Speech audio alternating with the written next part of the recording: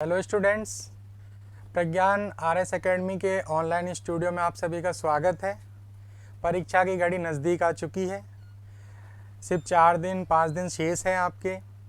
आज का जो हमारा विषय है वो आर्थिक समीक्षा है राजस्थान की, जिससे 10 से 15 प्रश्न आते हैं तथा हम उनको आज जो भी महत्वपूर्ण बिंदु हैं राजस्थान की आर्थिक समीक्षा के, उन पे हम आज नज़र डालेंगे ताकि आपके ज़्यादा से ज़्यादा क्वेश्चंस सही हो सकें। तो अभी हम सबसे पहला जो हमारा चैप्टर है बृहत आर्थिक परिदृश्य, वहाँ से लेकर और जो भी हमारे महत्वपूर्ण बिंदु हैं सभी पे नज़र डालेंगे। तो हमारा पहला जो चैप्टर है हम उसको देखते हैं। सबसे पहले हमारा पहला जो चैप्टर है बृहद आर्थिक प्रवृत्तियाँ, तो इसकी पहली जो लाइन है इसमें हमारा पहला क्वेश्चन है कि राज्य अर्थव्यवस्था का आकार 2020-21 में कितने लाख करोड़ था। तो राज्य अर्थव्यवस्था का जो आकार है 2020-21 में वो है हमारा 9 लाख करोड़ रहने का अनुमान है।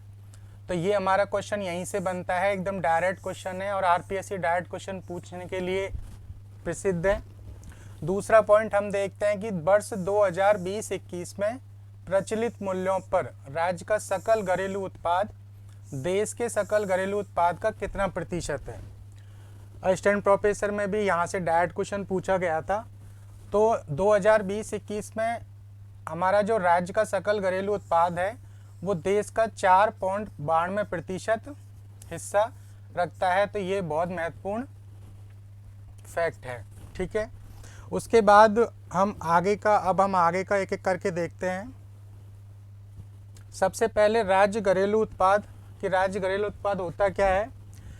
तो उत्पादन की प्रक्रिया में जो भी चीज़ें आती है जिनमें से कुछ भी घटाया नहीं जाता, जो भी चीज़ें प्रयुक्त होती है उनमें से उस चीज़ को सबको हम राज्य घरेलू उत्पाद में शामिल करते हैं।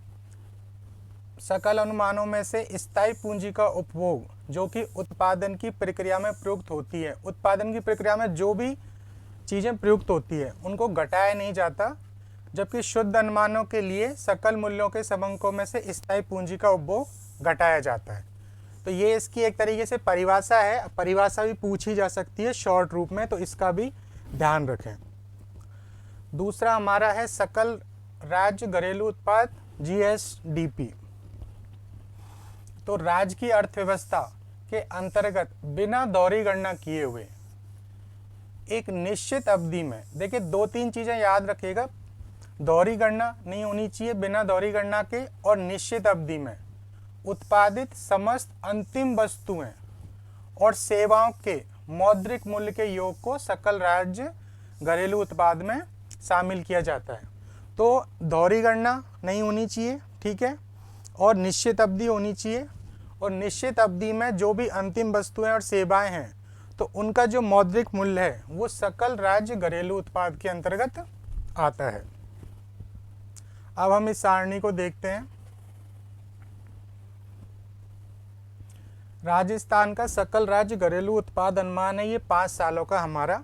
तो सबसे पहले हम नीचे की तरफ ही देखते हैं।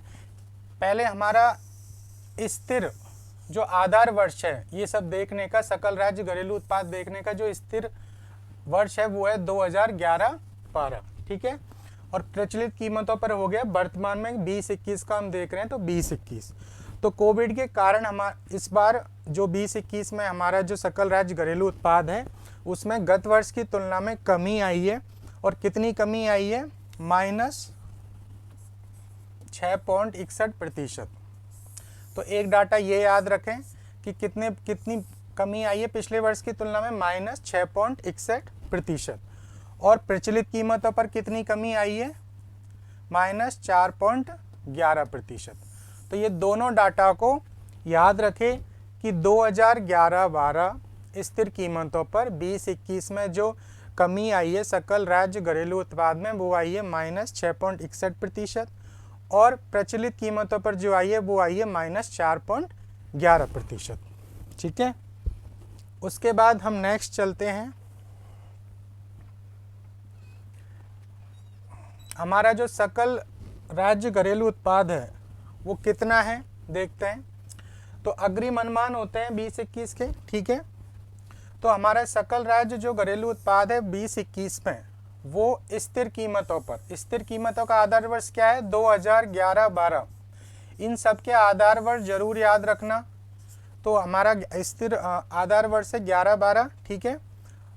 कीमतों पर सकल राज्य घरेलू उत्पाद 6.43 लाख करोड़ होने का अनुमान है। तो सकल राज्य घरेलू उत्पाद स्थिर कीमतों पर 2021 में 6.43 लाख करोड़ रहने का अनुमान है, ठीक है। कितना है?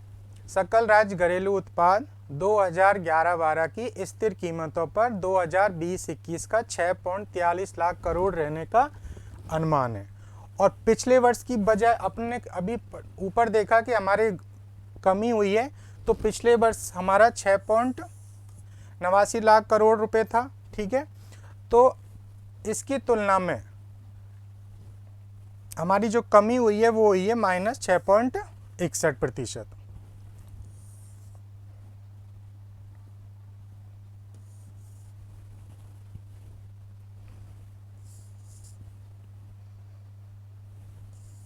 %6.61 की कमी हुई है, ठीक है। उसके बाद अभी हमने उधर दोबारा देखा, ठीक है। देखो राजस्थान का जो सकल राज्य घरेलू उत्पाद है वो भारत के सकल घरेलू उत्पाद का कितना प्रतिशत है, ठीक है। तो प्रचलित कीमतों पर राज्य का सकल घरेलू उत्पाद, ठीक है, का जो अंश है वो अखिल भारतीय सकल घरेलू उत्पाद से वर्ष 2020-21 में कितना है 4.92%, ठीक है। तो राजस्थान का जो सकल राज्य घरेलू उत्पाद है, राजस्थान का सकल राज्य घरेलू उत्पाद भारत का सकल घरेलू उत्पाद का कितना प्रतिशत है 4.92%।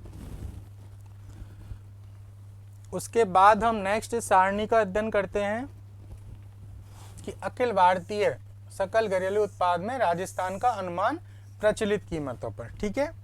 तो प्रचलित कीमतों पर और स्थिर कीमतों पर दोनों देख लेते हैं। तो वर्ष 2020-21 में हमने अभी ऊपर पढ़ा कि कमी हुई है, ठीक है। प्रचलित कीमतों पर राजस्थान में कमी हुई है 4.11%, ठीक है। तो इसको ध्यान में रखते हुए और अखिल भारतीय लेवल पर भारत का जो अखिल भारतीय सकल घरेलू उत्पाद है उसमें भी कमी हुई है 4.22%। फिर भी हमारा जो राजस्थान का जो अखिल भारत में अंश है प्रतिशत है वो कितना है 4.92%, ठीक है। पिछले मुकाबले अब एक चीज देखिए, हमारा जो प्रतिशत है वो वृद्धि दर है वो कम हुई है, ठीक है, -4.11, लेकिन हमारा जो अंश है वो अंश हमारा बढ़ा है चाहे 0.01%। पिछले साल 19-20 में 4.91 था और इस वर्ष कितना हो गया 4.92%। तो अखिल भारतीय सकल घरेलू उत्पाद में राजस्थान का वर्ष 2021 में प्रचलित कीमतों पर जो अंश है वो है 4.92% और पिछले वर्ष से 0.01% की वृद्धि हुई है।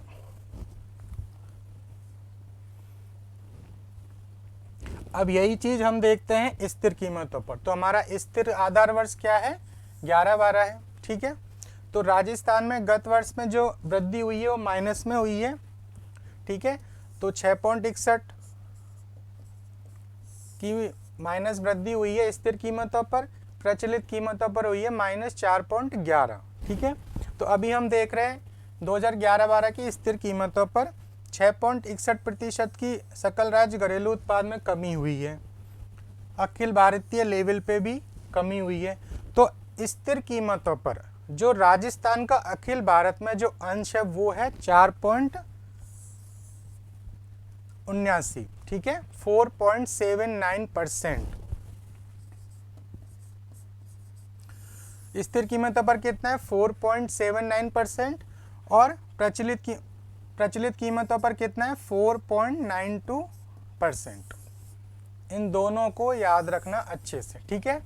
अब देखो वहां पे 0.01 की वृद्धि हुई थी, वृद्धि दर सकल राज्य घरेलू उत्पाद की जो वृद्धि दर है उसमें कमी होने के बाद भी, और यहाँ पर भी पिछले वर्ष की तुलना में जो हमारा अंश है राजस्थान का वो बढ़ा। पिछले वर्ष कितना था 4.73 था, तो उसके बदले हमारा जो अंश बढ़ा है वो बढ़ा है 0.06%। ठीक है, तो ये डाटा को याद रखना। नेक्स्ट हम देखते हैं,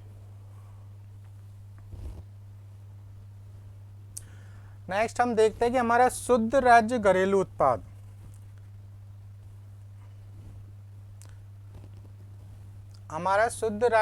उत्पाद, जो हमारा आधार वर्ष है 2011-12, ठीक है। तो वर्ष 20-21 के लिए जो हमारा शुद्ध राज्य घरेलू उत्पाद है आधार वर्ष के आधार पर, वो कितना रहने का अनुमान है? 5.70 लाख करोड़ रुपए रहने का अनुमान है। ठीक है, पिछले वर्ष कितना था 19-20 में? 6.10 लाख करोड़ था। तो ये हमें क्लियर दिख रहा है कि यहाँ पर हमारा ये कमी हुई है। शुद्ध सकल राज्य घरेलू उत्पाद में भी कमी हुई है और शुद्ध राज्य घरेलू उत्पाद में भी कमी हुई है।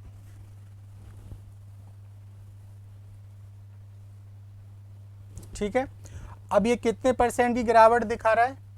पिछले वर्ष की तुलना में 6.58% की गिरावट दिखा रहा है हमारा ये स्थिर कीमतों पर। 2011-12 की स्थिर कीमतों पर हमारा जो शुद्ध सकल घरेलू उत्पाद है वो पिछले वर्ष की तुलना में कम हुआ है। कितना कम हुआ है? 6.58%। ठीक है, 6.58% कम हुआ है। प्रचलित कीमतों पर देख लेते हैं। तो हमारा जो शुद्ध राज्य घरेलू उत्पाद है वर्ष 2020-21 में प्रचलित कीमतों पर कितना रहने का अनुमान है? 8.63 लाख करोड़ रुपए। ठीक है, और पिछले वर्ष कितना था? 8.99 लाख करोड़ रुपए। तो कमी हुई है। तो कमी कितना परसेंट हुई है? कमी हुई है 4.06%। ठीक है, अब समझो कि हमारा जो शुद्ध राज्य घरेलू उत्पाद है उसमें जो कमी हुई है, टोटल जो कमी हुई है वो कितनी हुई है? स्थिर कीमतों पर तो कितनी कमी हुई है? स्थिर कीमतों पर कमी हुई है 6.58%। ठीक है, और प्रचलित में कितनी कमी हुई है? वो हुई है 4.06%। तो सकल की कमी हमने देख ली। ठीक है, -6.6% और -4.11%, और शुद्ध की कमी हो गई हमारी -6.58% और -4.08%। ठीक है, इससे आगे अब हम देखते हैं। चलो, सकल राज्य मूल्यवर्धन। ठीक है, सकल राज्य मूल्यवर्धन हमारा स्थिर कीमतों पर जो है, देखिए हमारा सकल राज्य मूल्यवर्धन स्थिर कीमत कितनी है? हमारा आधार वर्ष क्या है? 2011-12। ठीक है, तो 19-20 में कितना था? 6.40 लाख करोड़ रुपए, और 20-21 में कितना है? 6.01 करोड़ रुपए रहने का अनुमान है। ठीक है, तो कमी गिरावट हुई है, 4.90% की गिरावट हुई है सकल राज्य मूल्यवर्धन। ठीक है, स्थिर कीमतों पर सकल राज्य मूल्यवर्धन में 4.90% कमी हुई है पिछले साल के मुकाबले। ठीक है, ये कमी, उसके अलावा देखो इसमें भी क्या है, सकल राज्य मूल्यवर्धन जो हमारे तीनों सेक्टर हैं, कृषि, उद्योग और सेवा क्षेत्र, इनमें उद्योग और सेवा क्षेत्र इन दोनों में गिरावट हुई है, लेकिन हमारा जो कृषि का जो क्षेत्र है उसमें वृद्धि हुई है। ठीक है,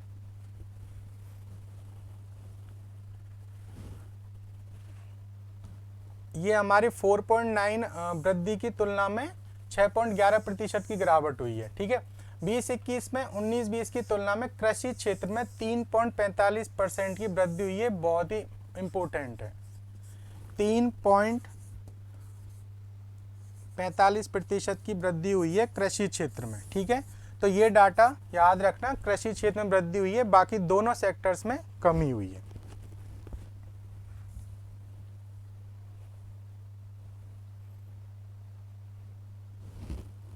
देखो अभी सारणी में देख लेते हैं। हमारा कृषि क्षेत्र में 2020-21 में जो प्रतिशत रहा है सकल राज्य मूल्यवर्धन का, वो कितना रहा है? 29.45।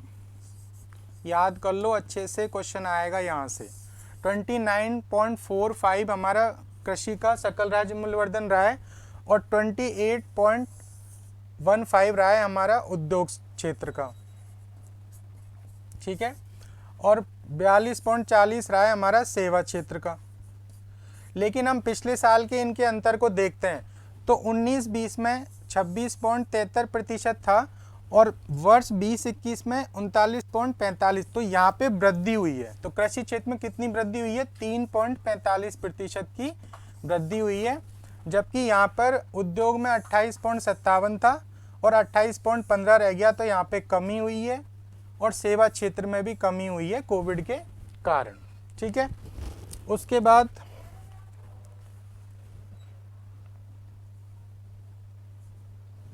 नेक्स्ट में अब हम देखते हैं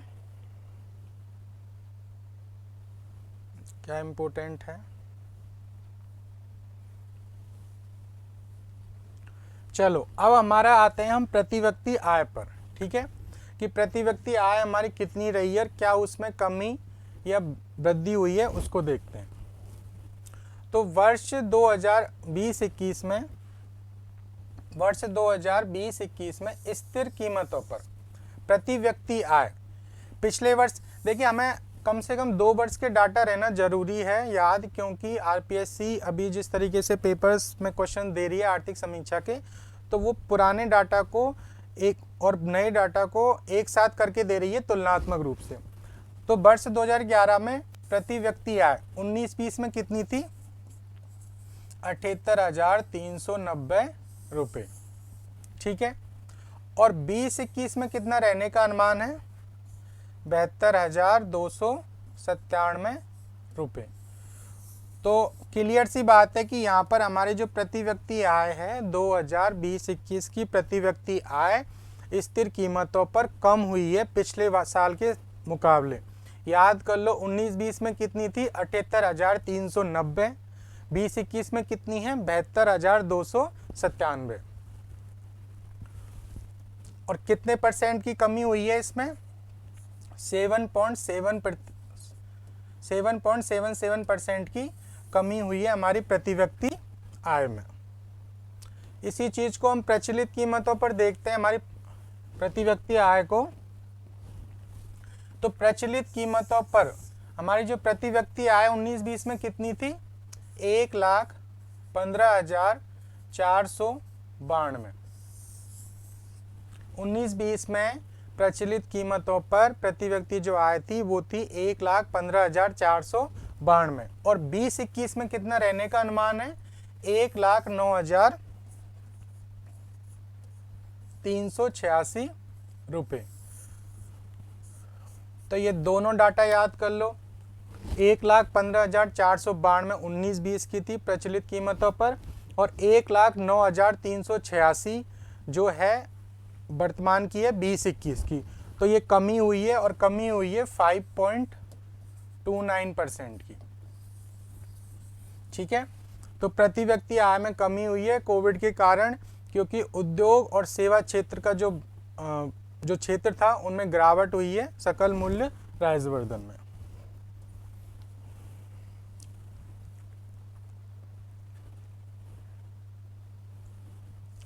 इसके आगे अब हम देखते हैं हमारा इम्पोर्टेंट क्या है।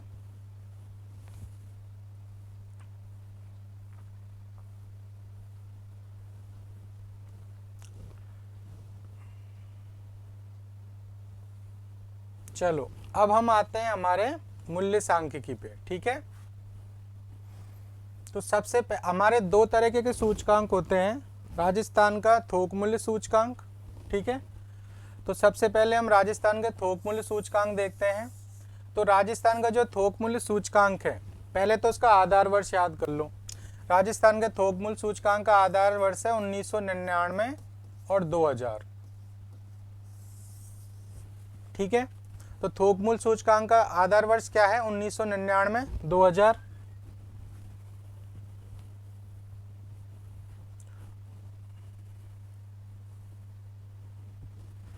और थोक मूल्य सूचकांक के अंतर्गत आता क्या है? देखिए ये थोक मूल्य जो सूचकांक है विभिन्न वस्तु समूहों जैसे प्राथमिक वस्तुएं, कृषि वस्तुएं, कच्चे माल, औद्योगिक उत्पाद, खाद्य अखाद्य वस्तुओं के मूल्यों में होने वाले सापेक्ष परिवर्तनों के पर्यवेक्षण में सहायक है। ठीक है, तो थोक मूल्य सूचकांक के अंतर्गत क्या आती है? ये चीज़ें आती है, प्राथमिक वस्तु आती है, कृषि वस्तु आती है, कच्चा माल आता है, औद्योगिक उत्पाद, खाद्य व अखाद्य वस्तुएं। ठीक है, इसका जो मापन किया जाता है वो मापन किया जाता है मासिक आधार पर।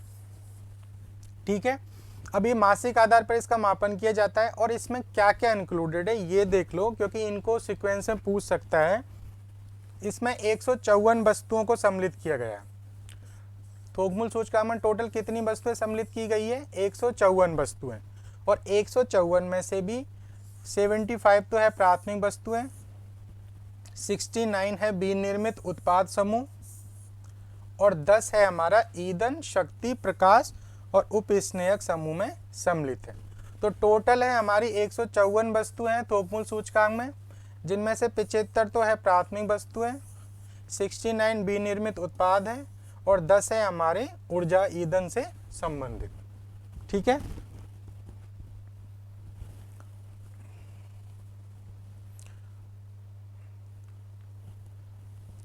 इसका आधार वर्ष है हमारा 1999 2000, ये याद रखना अच्छे से।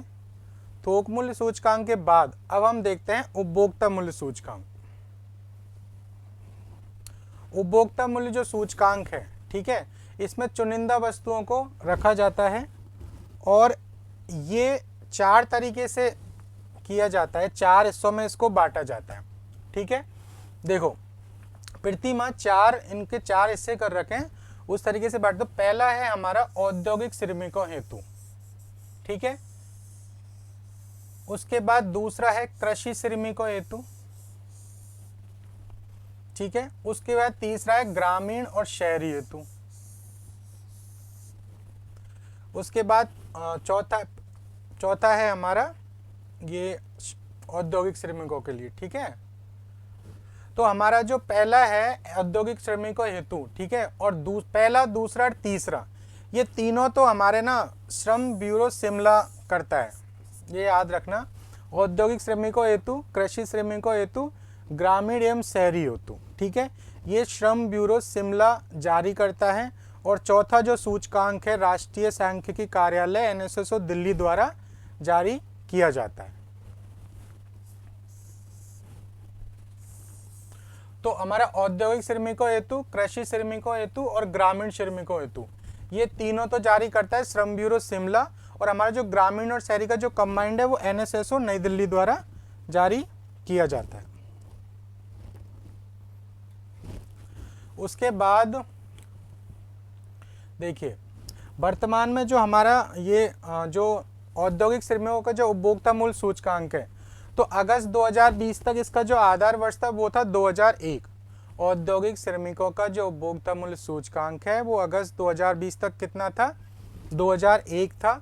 उसके बाद इसको वर्तमान में जो इसका आधार वर्ष है वो है 2016। ठीक है, तो औद्योगिक जो सूचकांक है उसका आधार वर्ष क्या है उपभोक्ता मूल्य सूचकांक का वर्तमान में? 2016। ठीक है, तो उपभोक्ता मूल्य सूचकांक का जो आधार वर्ष है वो है 2016, याद रखना अच्छे से। ये आधार वर्ष में बहुत कंफ्यूजन होता है, इसलिए इनको एक बार में अच्छे से याद कर लेना। नेक्स्ट आ जाते हैं, देखो 2001 के आधार पे कब तक जारी किया गया था? सितंबर 2020 तक। और अभी कितना है औद्योगिक श्रमिकों का उपभोक्ता मूल्य सूचकांक? 2016। ओके, तो इसमें औद्योगिक श्रमिकों का जो उपभोक्ता मूल्य सूचकांक है, ठीक है, इसमें 3 जो है हमारे राज्य के जयपुर, अजमेर और भीलवाड़ा के जो औद्योगिक श्रमिक है उनके आधार पर यह सूचकांक जारी किया जाता है आधार वर्ष 2001 के अनुसार। ठीक है, लेकिन वर्तमान में क्या है, इसको चेंज कर दिया गया है। अब सितंबर के बाद आधार वर्ष क्या है हमारा? 2016 है। ठीक है, और अब जो है इसमें जो अजमेर है, अजमेर केंद्र को तो कर दिया है हमने खत्म, और अजमेर की जगह नया केंद्र हमने शामिल कर लिया है अलवर। तो ये बहुत ही इम्पोर्टेंट क्वेश्चन है एग्जाम के हिसाब से कि अब जो है जयपुर और भीलवाड़ा तो एज इट इज है, जो नया हमने औद्योगिक श्रमिकों के हेतु उपभोक्ता मूल्य सूचकांक के लिए जो नया हमने केंद्र चुना है राजस्थान ने वो है अलवर। किसके स्थान पे चुना है? अजमेर के। और जयपुर और भीलवाड़ा एज इट इज है। ठीक है,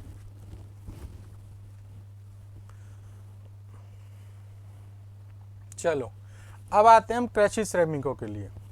तो कृषि श्रमिकों के लिए उपभोक्ता मूल्य सूचकांक कितना है? 1986-87। ठीक है, तो कृषि श्रमिकों के लिए जो उपभोक्ता मूल्य सूचकांक है वो है 1986-87। ठीक है, श्रम ब्यूरो शिमला इसको जारी करता है। उसके बाद हम देखते हैं नेक्स्ट, कृषि श्रमिकों के बाद आता है सामान्य उपभोक्ता मूल्य सूचकांक। सामान्य उपभोक्ता मूल्य सूचकांक में ग्रामीण, शहरी और मतलब ये ग्रामीण और शहरी का संयुक्त है।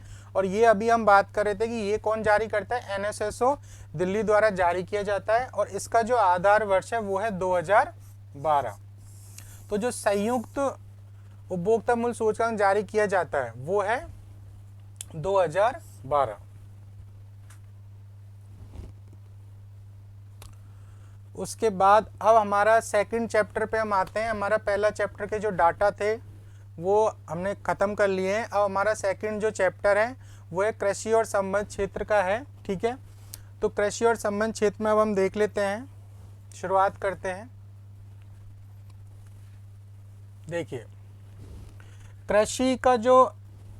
कृषि और उससे संबद्ध जो क्षेत्र है, ठीक है, तो सकल, अभी हमने पीछे भी बात करी थी कि सकल राज्य मूल्यवर्धन में 2011-12 स्थिर कीमतों पर वर्ष 15-16 में 1.37 लाख करोड़ से बढ़कर और जो वर्ष 2020-21 में 1.77 लाख करोड़ हो गया है। ठीक है, अब ये 15-16 क्यों देख रहे हैं? क्योंकि कृषि जो क्षेत्र है उसके जो अंतिम मौलिक जो डाटा आए हैं वो 15-16 के ही हैं। असिस्टेंट प्रोफेसर के एग्जाम में 15-16 के डाटा ही पूछे थे, तो वहाँ पर ये हो गया था कि इतने पुराने डाटा क्यों पूछे गए हैं। वो इसलिए पूछे गए थे कि अंतिम जो रिपोर्ट आई है वो 15-16 की ही आई है। उसके बाद सिर्फ अग्रिम अनुमानों के आधार पर ये चल रहा है। तो 2015-16 में 1.37 लाख करोड़ था सकल राज्य मूल्यवर्धन राजस्थान का, और 20-21 में कितना हो गया? 1.77 लाख करोड़ रुपए। कितने परसेंट की वृद्धि हो गई 5 सालों में? 5.26% की। तो 5 सालों में 5.26% की वार्षिक वृद्धि हुई है कृषि और संबद्ध क्षेत्र में सकल राज्य मूल्य वर्धन में। ठीक है, देखो अब ये तो हो गया स्थिर कीमतों पर। अब प्रचलित मूल्यों पर देखो, प्रचलित मूल्यों पर कृषि का जो 2015-16 में कितना था? 1.68 लाख करोड़ रुपए, और 20-21 में कितना हो गया? 2.68 लाख करोड़ रुपए। कितने परसेंट की वृद्धि हो गई? 9.81% की वृद्धि। तो 15-16 की तुलना में 2020-21 में कृषि जो क्षेत्र है उसमें 5 स्थिर कीमतों पर तो 5.26% की वार्षिक वृद्धि दर हुई है, और प्रचलित कीमतों पर 9.81% की वार्षिक वृद्धि दर हुई है। इसके बाद अब हम देखते हैं इसकी विकास दर। अभी हमने पीछे पढ़ा था जस्ट, देखिए कृषि और संबद्ध क्षेत्र में स्थिर मूल्यों पर सकल राज्य मूल्यवर्धन की वृद्धि दर। तो वृद्धि दर हमने 2020-21 की पढ़ी थी कि 3.45% की वृद्धि दर हमारी 20-21 में हुई है। ठीक है, देखो 2020-21 में 19-20 की तुलना में 3.45% की वृद्धि हुई है। ठीक है, कृषि की विकास दर जो वर्ष 15-16 में -0.33% थी। ये देखने की बात है कि 15-16 में कितनी थी? 15-16 में माइनस में थी हमारी वृद्धि दर। ठीक है, और तीव्र गति से बढ़कर 16-17 में हो गई है 8.72%। ठीक है, और उसके साथ ही कोविड के चलने के बाद भी हमारे पिछले साल की वृद्धि रही है सेवा और उद्योग क्षेत्र को छोड़कर 3.45% की। अब कृषि तो हमें समझ में आ गया। कृषि और इस संबद्ध क्षेत्रों में क्या क्या आता है? तो इसके उप क्षेत्रों में देखो फसल तो है ही, पशुधन, मत्स्य, वानिकी और लॉगिंग, ठीक है। इनसे संबंधित जो भी चीज़ें हैं वो इसके संबंध क्षेत्रों में आती है, कृषि के उप क्षेत्रों में, ठीक है। इसमें फसल क्षेत्र का अंश सबसे ज़्यादा है, 48.36% है, ठीक है। उसके बाद इसके बाद फसल के बाद सर्वाधिक जो पशुधन का है 42.62%, क्योंकि पशुधन राजस्थान पशुधन में काफ़ी समृद्ध है, ठीक है। उसके बाद वानिकी का है 8.67 और मत्स्य क्षेत्र का सबसे कम है 0.34%। इसको आप इस ग्राफ की मदद से भी देख सकते हैं, ठीक है। ये लगभग पूरा ये फसल का हो गया, फिर 42.62% ये हो गया हमारा इसका, और 8.67 हो गया ये वाला। चलो अब देखते हैं भू उपयोग, जो हमारी भूमि है उसका कितना उपयोग हमने किया है, ठीक है। तो राज्य का कुल प्रतिवेदित क्षेत्रफल वर्ष 18-19 में कितना था, 342.87 लाख हेक्टेयर, ठीक है। टोटल याद कर लो, बाकी पूरा याद मत करो, कितना योग है कितना टोटल कर लो कि वर्ष। अब इसका जो अंतिम डाटा है वो 18-19 का ही आया है, तो 18-19 का पूछ लेगा तो वो नहीं करना कि 18। तो इसका जो क्षेत्रफल है टोटल जो यूज आ रहा है, किसके यूज आ रहा है, फसल पशु वानिकी और इन सब में, ठीक है। तो वो 2018-19 में 342.87 लाख हेक्टेयर था, 342.87 लाख हेक्टेयर था 2018-19 में। हम जो भू उपयोग कर रहे थे राज्य का कुल, वो कितना था, 342.87 लाख, ठीक है।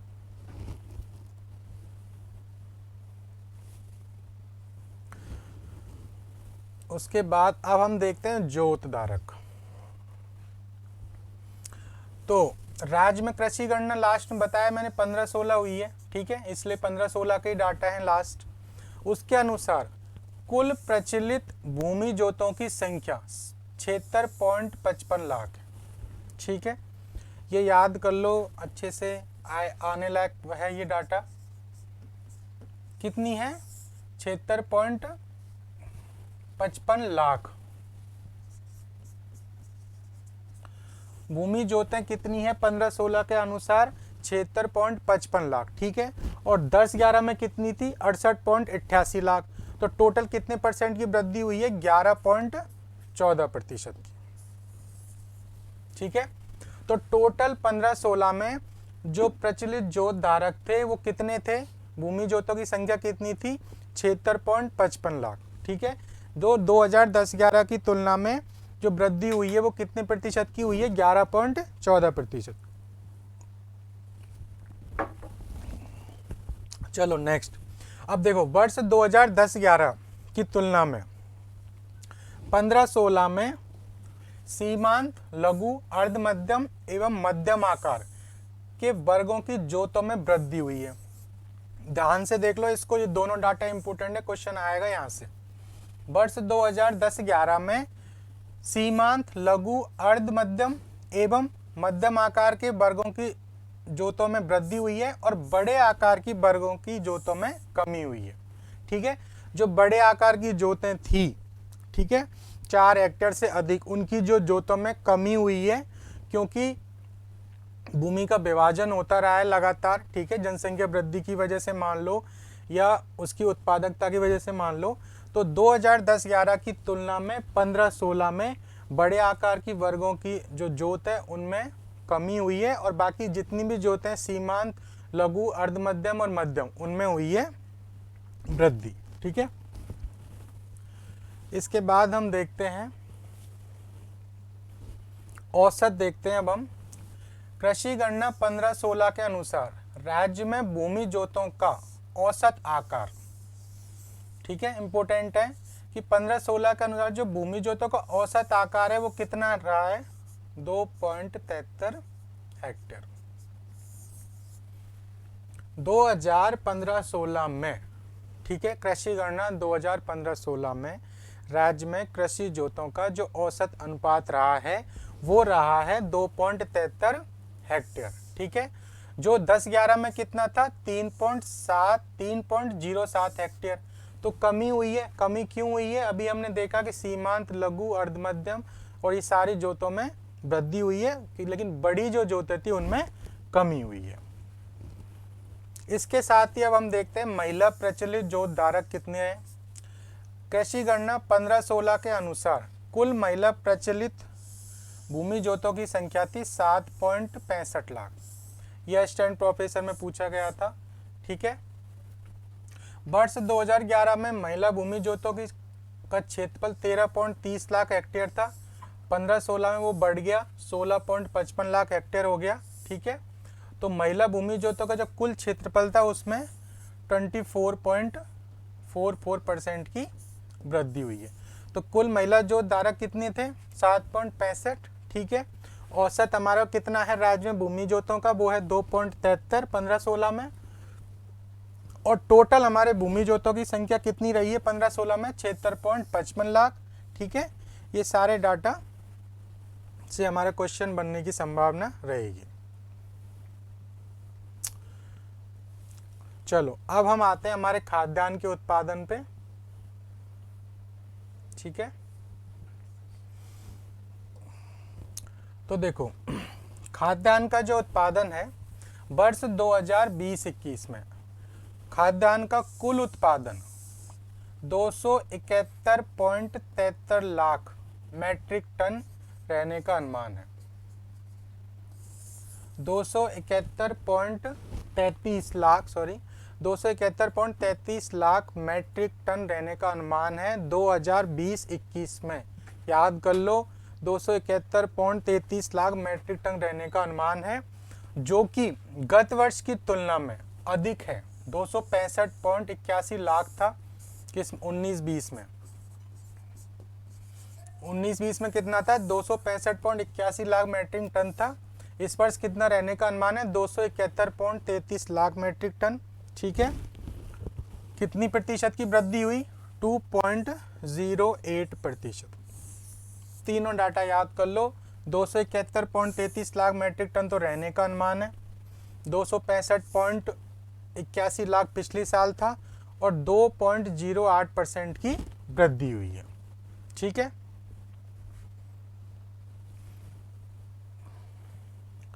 अब हम इस सारणी को एक बार देखते हैं। ठीक है, अब जो हमारी जो वृद्धि रही है वो सब में वृद्धि हुई है हमारी, 2.08% की वृद्धि हुई है। ठीक है, लेकिन हम टोटल इस सारणी को जब देखते हैं तो इस सारणी के अनुसार हमें ये पता चलता है कि एक तो हमारी जो रबी की फसल है, रबी की जो फसल, अब इसमें 3 डाटा याद करना है। ठीक है, टोटल तो वृद्धि हुई है 2.08%, लेकिन जो हमारी रबी की जो फसल है वो अग्रिम अनुमानों के हिसाब से हमारी कमी हुई है। पिछली साल थी 149.61 लाख मैट्रिक टन। ठीक है, और इस वर्ष समय हमारी 132.0 लाख मैट्रिक टन। तो एक तो हमारी कमी ये हुई है। दूसरी हमारी जो कमी हुई है वो हुई है गन्ना और कपास में। ठीक है, तो गन्ना में पिछले साल जो 3.46 लाख टन गन्ना हुआ था वो इस साल रह गया 2.84 लाख। ठीक है, उसके अलावा जो तीसरी जिस फसल में हमारी कमी हुई है राजस्थान में, वो हुई है हमारी रुई में, कपास में। पिछले साल 27.88 लाख गांठें थी, एक गांठ में 170 किलो होता है, तो 87.88 लाख गांठें थी। इस बार हमारी इसमें हल्की सी वृद्धि हुई है 88.33 लाख। तो कमी हुई है हमारी एक तो रबी की फसल में, ठीक है, और गन्ने की फसल में और कपास में हमारे वृद्धि हुई है। और टोटल हमारे जो खाद्यान्न है उसमें हमारे वृद्धि हुई है।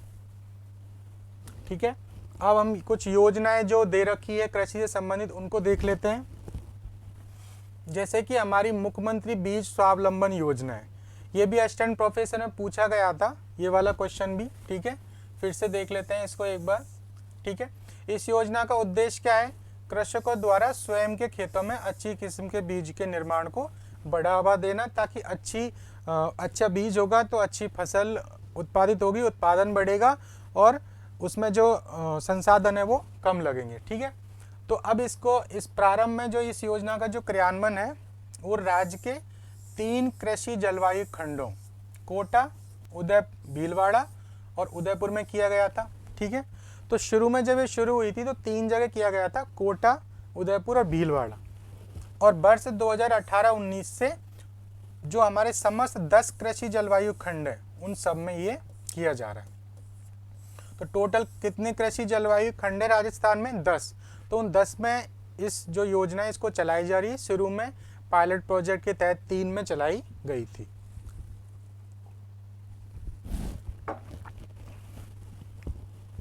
इसके बाद हम देखते हैं जीरो बजट नेचुरल फार्मिंग।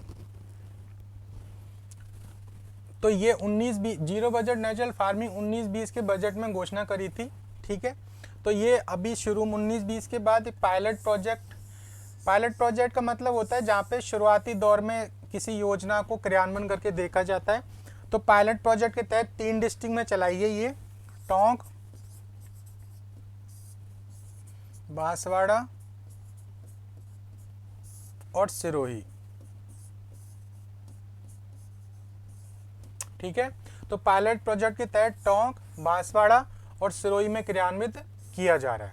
उसके बाद 20-21 में राज्य के 15 जिलों में आंध्र प्रदेश पैटर्न पर लागू करने का प्रस्ताव सरकार के अनुमोदनार्थ प्रस्तुत है।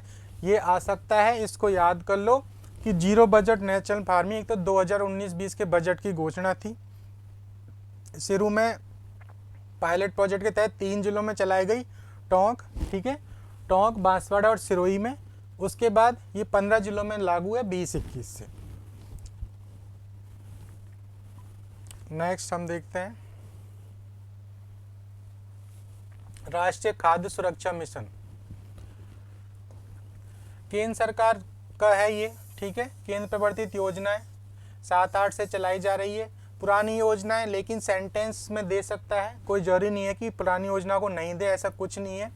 2007-8 से गेहूं और दलहन पर राष्ट्रीय खाद्य सुरक्षा मिशन प्रारंभ किया गया था। तो कब से प्रारंभ किया गया ये? 2007-8 से गेहूं और दलहन पर। और इसमें केंद्र का राज्य का जो वित्त पोषण है वो है 60-40 का। तो ये इसमें याद रखने की चीज़ है कि इसमें कितना है, 60-40।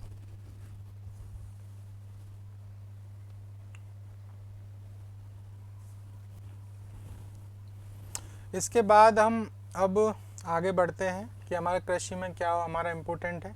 कृषि का हमारा ये लगभग हो चुका है टॉपिक, ठीक है। एक लास्ट हम देख लेते हैं, राष्ट्रीय बागवानी मिशन, ठीक है। तो राष्ट्रीय जो बागवानी मिशन है वो हमारा कितने जिलों में चलाया जा रहा है? 24 डिस्ट्रिक्ट में। यही याद रखना है, ये पूछेगा तो सीधा डायरेक्ट पूछेगा कि राष्ट्रीय बागवानी मिशन राजस्थान के किन जिलों में, कितने जिलों में चलाया जा रहा है। तो वो कितने हैं? 24 डिस्ट्रिक्ट्स है।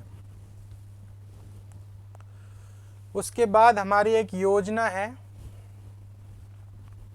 सौर ऊर्जा आधारित पंप परियोजना, ठीक है, जिसको हम प्रधानमंत्री कुसुम योजना कंपोनेंट, ठीक है। तो कुसुम योजना, तो क्या ये याद रखना कुसुम योजना क्या है?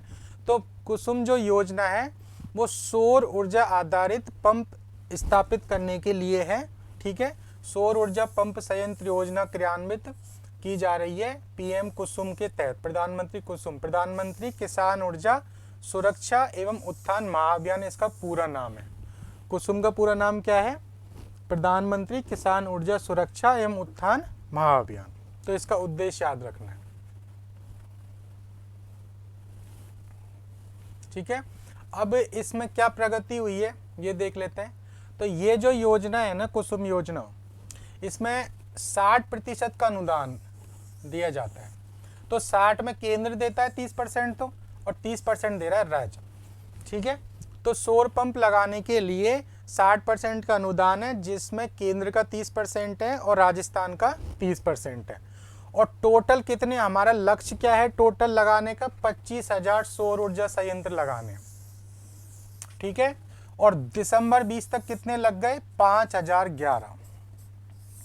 ये याद कर लेना, डाटा पूछा जा सकता है, ठीक है। कुल 25,000 लगाने हैं कुसुम योजना के तहत, कितने लगा दिए? 5,011 हम लगा चुके हैं। नेक्स्ट हम देखते हैं राजीव गांधी राजीव गांधी कृषक साथी सहायता योजना। अब इनके उद्देश्य देखने हैं सिर्फ हमें।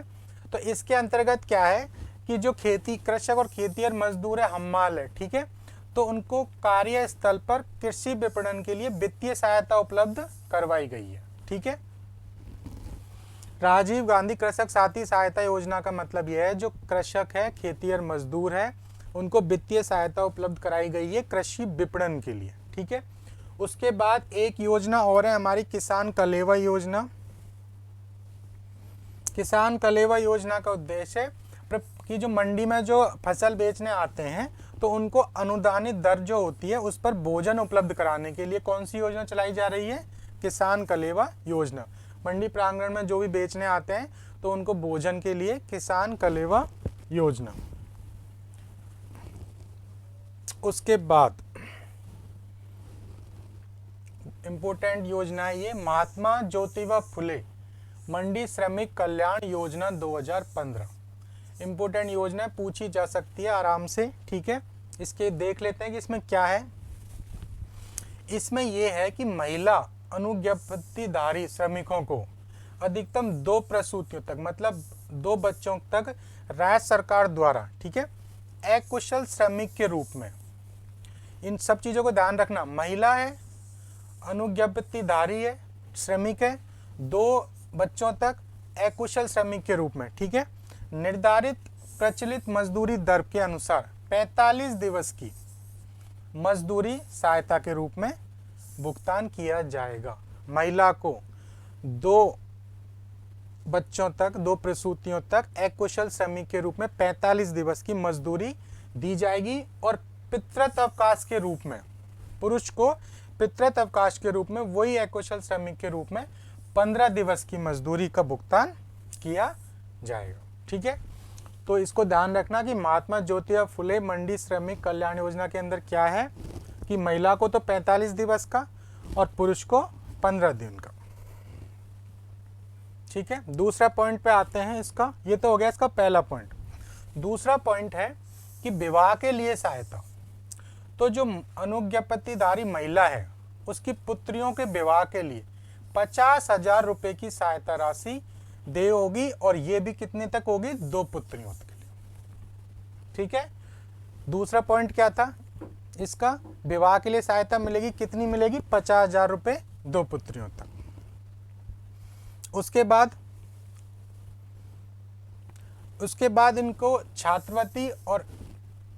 छात्रवृत्ति दी जाएगी। ठीक है, तो मंडी में जो भी अनुज्ञप्तिधारी है उनके पुत्र और पुत्री को 60% से अधिक आने पर, ठीक है, तो उनको छात्रवृत्ति दी जाएगी। 3 चीजें हो चुकी है अभी तक। विवाह के लिए सहायता राशि, छात्रवृत्ति दी जाएगी और प्रसूति के समय 45 दिवस का और 15 दिवस का जो है क्या दिया जाएगा? अकुशल श्रमिक के रूप में अनुदान दिया जाएगा। ठीक है, इसके बाद इसका नेक्स्ट पॉइंट देखते हैं, चिकित्सा सहायता। ठीक है, वही अनुज्ञप्तिधारी को गंभीर बीमारी के में, ठीक है, तो गंभीर बीमारी में सरकारी अस्पताल या राज्य के किसी अस्पताल में बयान होने पर 20,000 रुपये का राशि दी जाएगी। तो ये सब सेंटेंस के रूप में आ सकती है, तो उनमें से पूछ लेगा, सत्य असत्य उसी तरीके से पूछेगा। पितृत्व अवकाश का हम पढ़ चुके हैं कि 15 दिवस के अंदर ये पितृत्व अवकाश दिया जाएगा। इसके बाद नेक्स्ट हम देखते हैं। नेक्स्ट में एक हमारी योजना है, इसकी सिर्फ सन याद रखना है कि ये जो राजस्थान कृषि प्रसंस्करण और कृषि व्यवसाय कृषि निर्यात प्रोत्साहन योजना जो नीति है वो कौन से साल की है? 2019 की।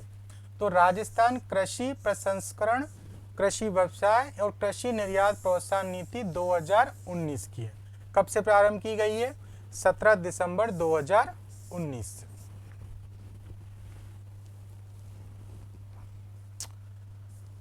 इसके बाद आगे हम देख लेते हैं अब कृषक कल्याण कोष। ठीक है, तो कृषक कल्याण कोष का गठन किया गया है कब? 2019 में। किसानों को व्यापार और खेती करने में आसानी के लिए 1000 करोड़ रुपए का 2019 में कृषक कल्याण कोष का गठन किया गया। ठीक है, तो कृषक कल्याण कोष का गठन कब किया गया? 2019 में किया गया है, 1000 करोड़ रुपए का किया गया है, और किसानों को व्यापार व खेती में आसानी के लिए।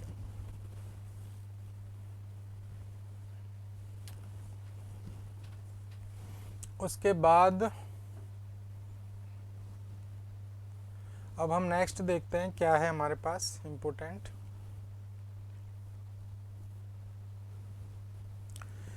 कृषि में हमारा ज़्यादा कुछ बचा नहीं है। उपनिवेशन देख लो। उपनिवेशन विभाग का मुख्य कार्य क्या है? इंदिरा गांधी नहर परियोजना क्षेत्र में भूमि आवंटन करना है।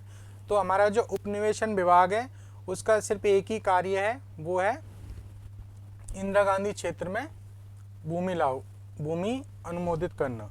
अटल भूजल योजना, तो अटल भूजल जो योजना है, देखो ये केंद्र की तो है ही, और इसमें सहयोग कर रहा है वर्ल्ड बैंक, इसलिए ये इंपॉर्टेंट है। इसमें ये पूछ ले कि कौन सहयोग कर रहा है, तो अटल भूजल योजना में भारत सरकार के साथ कौन सहयोग कर रहा है? वर्ल्ड बैंक कर रहा है, और 50-50 का इनका रेशो है। ठीक है, कितने राज्यों में चल रही है ये? 7 राज्यों में, 7 राज्यों में चल रही है। ठीक है, कौन कौन से राज्य हैं? देखो, हरियाणा, गुजरात, कर्नाटक, महाराष्ट्र, राजस्थान, उत्तर प्रदेश और मध्य प्रदेश। ठीक है, उद्देश्य क्या है कि राज्यों में भूजल के गिरते स्तर को रोकने और भूजल के बेहतर प्रबंधन के लिए। कब से लागू की गई है? 1 अप्रैल 2020 से। अटल भूजल जो योजना है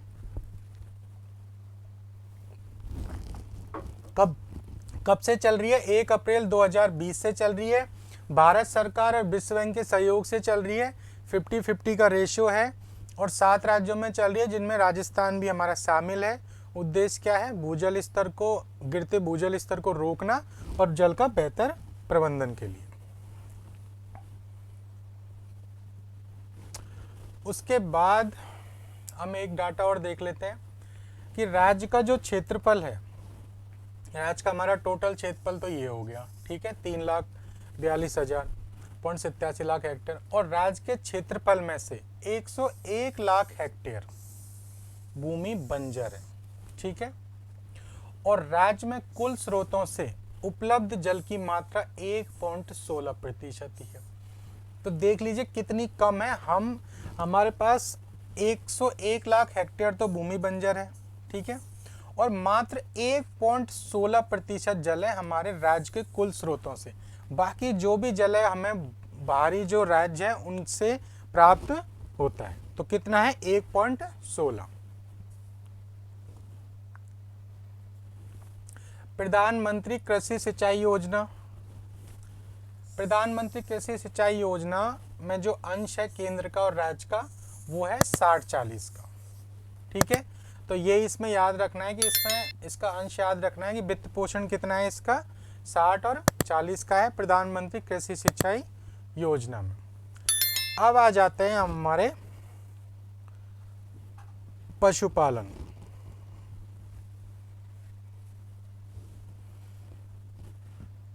तो राज्य में शुष्क क्षेत्र में दूध देने वाली उन्नत नस्ल राठी, गिर, साहिवाल और थारपारकर। ठीक है, अब ये याद कर लो, यहीं से पशुपालन का अलग से क्वेश्चन भी बन जाएगा कि शुष्क क्षेत्र में दूध देने वाली जो उन्नत किस्म है वो कौन कौन सी है? एक तो है हमारी राठी, एक है गिर, एक है साहिवाल, ठीक है, और एक है हमारी थारपारकर। तो राज्य में शुष्क क्षेत्र में 4 किस्में हैं जो उन्नत दूध देने के लिए, वो है राठी, गिर, साहिवाल और थारपारकर। ठीक है, उसके अलावा दूध देने भी और खेती के लिए भी, मतलब दोनों काम करने के लिए कौन सी नस्ल है हमारे पास? कांकरेज और हरियाणा। तो दूध देने और खेती के लिए कौन सी नस्ल है? कांकरेज और हरियाणा। ठीक है, तथा नागौरी व मालवी, ये है संकर नस्ल। ठीक है, तो नागौरी और मालवी कौन सी हो गई? संकर नस्ल। दूध देने के लिए हो गई हमारी कांकरेज और हरियाणा, और सिर्फ दूध और खेती के लिए, और दूध देने के लिए हो गई राठी, गिर, साहिवाल और थारपारकर। अब हमारा देख लेते हैं हम टोटल पशु गणना के अनुसार। तो पशु गणना हमारी हुई है लास्ट 2019 में। ठीक है, और कुल पशुधन है हमारे पास कितना, 568.01। याद कर लो इस डाटा को एज इट इज, 568.01 लाख पशुधन है हमारे पास राजस्थान में।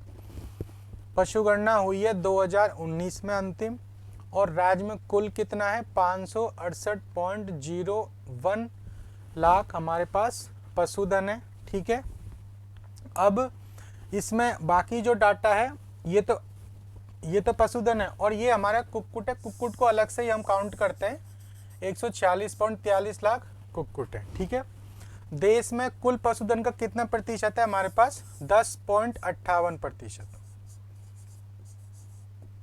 तो देश में कुल पशुधन का राजस्थान में 10.58% उपलब्ध है। ठीक है, अब ये अलग अलग दे रखे, 7.20% गोवंश है, भैंस, लेकिन सबसे अधिक जो हमारे पास है, ठीक है, 13.99% बकरियां, 10.40% भेड़ तथा 98.43% ऊँट।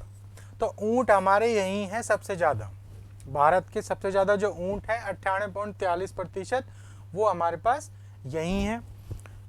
राष्ट्रीय उत्पादन में वर्ष 17-18 में राज्य का योगदान दूध उत्पादन में कितना है, 12.72%, और ऊन उत्पादन में कितना है, 34.40%। तो टोटल पशुधन कितना है, 568.01 लाख, कुक्कुट है 140.23 लाख। ठीक है, और देश में कुल पशुधन का कितना प्रतिशत है हमारे पास, 10.58%। इसके बाद हमारे देखते हैं आगे डेयरी विकास। ये डेयरी विकास से क्वेश्चन पूछा जाता है और सीधा ये दो ही डाटा से पूछा जाता है, देख लो, बता देता हूँ। वर्ष 2020-21 में दिसंबर 2020 तक 15,318 दुग्ध सहकारी समितियां। तो टोटल कितनी सहकारी समितियां हो गई, 15,318, ये याद कर लो एक तो। ठीक है, और कितने जिला दुग्ध उत्पादक संयंत्र है, 21, 21 हो गए हमारे जिला दुग्ध उत्पादक संयंत्र। दोनों चीज याद कर लो, 15,318 तो है दुग्ध सहकारी समितियां और 21 है जिला दुग्ध उत्पादक संघ। और राज्य स्तर पर शीर्ष संस्थान कौन सा है, RCDF है, राजस्थान सहकारी डेयरी फेडरेशन। तीनों चीज याद कर लो, 15,318 सहकारी समितियां हैं और 21 जिला दुग्ध उत्पादक संघ है। उसके बाद आगे देख लेते हैं, हमारे पास मत्स्य विभाग द्वारा कुछ योजनाएं चलाई जा रही है, इनकी जगह देख लेते हैं। मत्स्य विभाग द्वारा आदिवासी मछुआरों के उत्थान हेतु, पहली बात तो आदिवासी मछुआरों के उत्थान, इस चीज को ध्यान रखो। ठीक है, कौन सी योजना चलाई जा रही है, आजीविका मॉडल। तो आजीविका मॉडल किससे संबंधित है, मत्स्य विभाग से। किसके लिए चलाया जा रहा है, आदिवासी मछुआरों के उत्थान हेतु शून्य राजस्व मॉडल है ये। ठीक है, 3 जलाशयों में चलाया जा रहा है अभी, जयसमंद उदयपुर, माही बजाज सागर बांध बांसवाड़ा और कडाना बैकवाटर डूंगरपुर। तो आजीविका जो मॉडल है, मत्स्य विभाग द्वारा आजीविका मॉडल चलाया जा रहा है आदिवासी मछुआरों के उत्थान हेतु। शून्य राजस्व मॉडल है, 3 जलाशयों में है, राजसमंद, ठीक है, उदयपुर, माही बजाज सागर बांध बांसवाड़ा और कडाना बैकवाटर डूंगरपुर।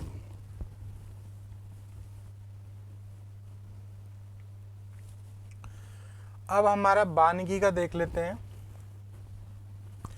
राज्य में हमारा कुल घोषित वन क्षेत्र कितना है, 32,737 वर्ग किलोमीटर। कितना है, 32,737 वर्ग किलोमीटर हमारा कुल घोषित वर्ग किलोमीटर वन है, और वो कितना प्रतिशत है भौगोलिक क्षेत्र का, 9.57%। तो हमारा कुल वानिकी जो परसेंट है वो कितना है, 9.57, ये याद रखना है, 9.57% जो है वानिकी का हमारा क्षेत्र। राजस्थान राज्य जैव विविधता बोर्ड, इसका सिर्फ वर्ष याद रखना है कि भारत सरकार द्वारा अधिसूचित जैविक विविधता अधिनियम 2002 के प्रावधान के तहत राजस्थान में जैव विविधता बोर्ड का गठन किया गया। तो कब किया गया? 2002 में। तो राजस्थान राज्य जैव विविधता बोर्ड का स्थापना कब हुई है? 2002 में।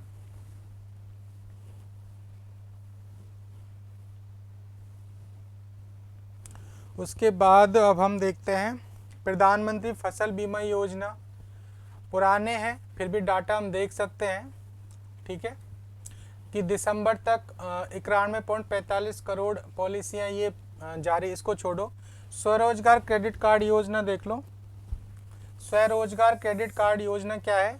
ये गैर कृषि गतिविधियों के लिए है, ठीक है, हस्तशिल्प हो गया या कुछ भी उससे संबंधित। तो स्वरोजगार क्रेडिट कार्ड योजना गैर कृषि गतिविधियों के लिए है और 50,000 तक का ऋण उपलब्ध कराती है 5 वर्ष के लिए, ठीक है। तो स्वरोजगार क्रेडिट जो कार्ड योजना है वो गैर कृषि गतिविधियों के लिए है, 50,000 तक ऋण उपलब्ध करवाती है, ठीक है, 5 वर्ष के लिए।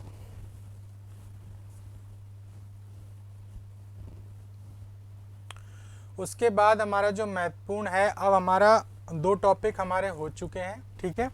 तीसरे टॉपिक पर हम पहुंच गए हैं। हमारा तीसरा टॉपिक है ग्रामीण विकास एवं पंचायती राज, ठीक है। तो दोनों जो अभी तक टॉपिक पढ़े हैं उनके डाटा बहुत इंपॉर्टेंट है। जो भी डाटा जिससे क्वेश्चन बन सकते थे वो हमने सभी पढ़ लिए हैं। अब हम आगे पढ़ते हैं ग्रामीण विकास और पंचायती राज।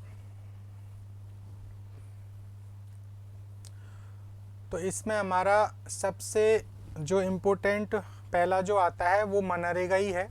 तो मनरेगा में क्या है? महात्मा गांधी राष्ट्रीय ग्रामीण रोजगार गारंटी योजना है। इसमें 100 दिन का जो रोजगार है वो प्रत्येक परिवार को एक वित्तीय वर्ष में 100 दिन का सुनिश्चित रोजगार उपलब्ध कराना इसका क्या है? उद्देश्य है, ठीक है। तो मनरेगा का उद्देश्य क्या है? 100 दिन का सुनिश्चित रोजगार उपलब्ध करवाना। अब इसकी जो विशेषता है वो बहुत इंपॉर्टेंट है। तो पहले फर्स्ट में तो क्या है इसकी ये देख लेते हैं। पहले तो ये है कि इसके अंतर्गत कौन आते हैं? ग्राम पंचायत के पंजीकृत जो भी होता है सदस्य वो आता है, ठीक है। लाभान्वित में से 1/3 क्या होगी? महिलाएं होगी। परिवार के जो सभी वयस्क सदस्य हैं उनको पंजीकरण 15 दिवस के भीतर उनको फोटो युक्त जॉब कार्ड निःशुल्क जारी किया जाएगा। 3 पॉइंट तो ये हो गए। ग्राम पंचायत का पंजीकृत होना चाहिए, 1/3 महिलाएं, और 15 दिवस के भीतर उनको फोटो युक्त जॉब कार्ड निःशुल्क जारी किया जाएगा। उसके आगे की ओर देख लेते हैं हम, ठीक है। आवेदन जो है दिनांक से 15 दिवस के भीतर मिलना चाहिए। यदि 15 दिवस के भीतर नहीं मिला तो राज्य सरकार उसको क्या देगी? बेरोजगारी भत्ता देगी। गांव से 5 किलोमीटर की परिधि में ही कार्य उपलब्ध करवाया जाएगा। यदि 5 किलोमीटर से दूर है तो 10% का अतिरिक्त अनुदान दिया जाएगा, ठीक है। कार्य के आधार पर ही मजदूरी मिलेगी, बाकी जो आधारभूत सुविधाएं वो वहां पर रहेगी, ठीक है। उसके अलावा ग्राम सभा द्वारा इसका सामाजिक अंकेक्षण किया जाएगा। मजदूरी जो है बैंक और डाकघरों के माध्यम से मिलेगी, ठीक है। तो ये सब इसके महत्वपूर्ण बिंदु हैं, इनको भी ध्यान में रखें। उसके बाद आते हैं हम मेवात क्षेत्र विकास कार्यक्रम। कुछ कार्यक्रम है ग्रामीण विकास से संबंधित, इनको देख लेते हैं, इनके वर्ष देख लेते हैं। ये जो 4-5 कार्यक्रम है इनसे एक क्वेश्चन निश्चित है। तो मेवात क्षेत्र विकास कार्यक्रम देखो। पहले तो मेवात हमें पता है कहाँ पर है? अलवर भरतपुर का जो मेव बहुल इलाका है, तो मेव समुदाय के लिए है। अलवर भरतपुर के जिले के 12 खंडों में है, ठीक है, मेव बहुल क्षेत्र। उसके विकास के लिए, और वर्ष इसका याद कर लेना है, 86-87 से ये लागू किया चल रहा है।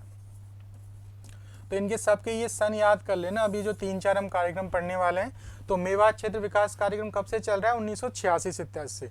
2 जिलों में है, भरतपुर और अलवर में। उसके बाद नेक्स्ट देखते हैं डांग क्षेत्र विकास कार्यक्रम। डांग क्षेत्र, पहले तो ये देखो डांग क्षेत्र कौन सा है। तो डांग क्षेत्र जो है 8 जिलों में आता है लगभग। चंबल का जो क्षेत्र है, चंबल नदी का जो क्षेत्र है, उसी में जो चंबल जो गहरे गड्ढे बनाती है, उन्हीं बीहड़ जो क्षेत्र है, जो घाटियाँ हैं, उन उस पूरे को डांग क्षेत्र बोलते हैं। तो डांग क्षेत्र जो विकास कार्यक्रम है, बीहड़ क्षेत्र और संकुचित घाटी युक्त दस्युग्रस्त क्षेत्र, पहले वहाँ पर दस्यु थे, मतलब डाकू जिनको हम बोलते हैं, अब नहीं है, ऐसा कुछ नहीं है। तो उस क्षेत्र को डांग क्षेत्र के नाम से जाना जाता है। तो इसमें क्या है, ये अभी भी पिछड़ा हुआ है। यहाँ पे क्या है, दस्युग्रस्त क्षेत्र है, तो इसके डर की वजह से पिछड़ा हुआ है और इसके उद्देश्य की पूर्ति के लिए ये कार्यक्रम चल रहा है 2005-06 से। तो एक तो इसका सन याद कर लो कि कब से चल रहा है ये, 2005-06 से। कितने जिलों में चल रहा है, 8 जिलों में। ठीक है, जहाँ जहाँ से चंबल टच करते हुए जाती है, तो सवाई माधोपुर हो गया, करौली, धौलपुर, बारा, झालावाड़, भरतपुर, कोटा और बूंदी। ठीक है, इनकी 26 पंचायत समितियों में ये लागू है। तो डांग क्षेत्र विकास कार्यक्रम 2005-06 से चल रहा है, 8 डिस्ट्रिक्ट में चल रहा है, सवाई माधोपुर, करौली, धौलपुर, ठीक है, बारा, झालावाड़, भरतपुर, कोटा और बूंदी। तो ये इसका ये डाटा है, ये इसके याद रखने। उसके बाद आते हैं मगरा क्षेत्र विकास कार्यक्रम। मगरा कहाँ को बोलते हैं, मगरा जो उदयपुर के आसपास की पहाड़ियाँ हैं उनको बोलते हैं। ठीक है, तो राजस्थान का दक्षिण मध्य भाग जो कि पहाड़ी क्षेत्र से घिरा है। विशेषतः कौन सा, अजमेर, भीलवाड़ा, पाली, चित्तौड़गढ़ और राजसमंद। ठीक है, जो कि जनजाति क्षेत्र विकास के अंतर्गत नहीं आता है, इसे मगरा क्षेत्र के नाम से कितने डिस्ट्रिक्ट हो गए, 1, 2, 3, 4, 5। जहाँ जहाँ अरावली का विस्तार है, ये 5 और डिस्ट्रिक्ट में, तो कितने जिले हो गए, 5।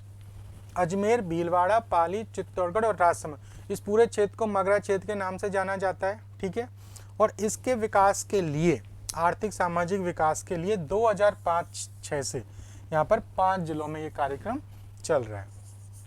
कब से चल रहा है, 2005-06 से। डांग क्षेत्र विकास कार्यक्रम कब से चल रहा था, 5-06 से ही चल रहा था। कितने डिस्ट्रिक्ट में, 8 में। मगरा क्षेत्र कब से चल रहा है, 5-06 से ही चल रहा है। कितने डिस्ट्रिक्ट में, 5 में। उसके बाद हमारा महत्वपूर्ण क्या है, हम देखते हैं। बायोफ्यूल प्राधिकरण। पहले तो ये देखो कि जैविक ईंधन के उत्पादन की प्रबल संभावना है हमारे पास राजस्थान में। तो इसको देखते 2007 में राज्य सरकार द्वारा बायोफ्यूल नीति घोषित करी गई। ठीक है, तो पहले तो ये याद करो कि बायोफ्यूल नीति कब घोषित की गई, 2007 में, और उसी के तहत बायोफ्यूल प्राधिकरण का गठन किया गया। ठीक है, अब ये बायोफ्यूल नीति के तहत जो हमारे जो 12 जिले हैं, हमारे 12 जिले हैं, वो तो रतनजोत और अन्य समकक्ष तेलीय पौधों के लिए उपयुक्त पाए गए। बायोफ्यूल जो बनता है वो रतनजोत, करंज, इन सब से बनता है। तो बायोफ्यूल के 12 जिले में तो किसके लिए उपयुक्त पाए गए हैं, रतनजोत उगाने के लिए। ठीक है, और 8 जो पूर्वी जिले हैं, 8 पूर्वी जिले हैं, वो किसके लिए उपयुक्त पाए गए हैं, करंज के लिए। ठीक है, तो बायोफ्यूल नीति कब आई, 2007 में। प्राधिकरण कब बनाया, 2007 में। 12 जिले तो रतनजोत के लिए उपयुक्त पाए गए हैं और 8 जिले पूर्वी जिले करंज के लिए। ठीक है, और 2016 में बंजर भूमि चारागाह विकास बोर्ड की स्थापना की गई है।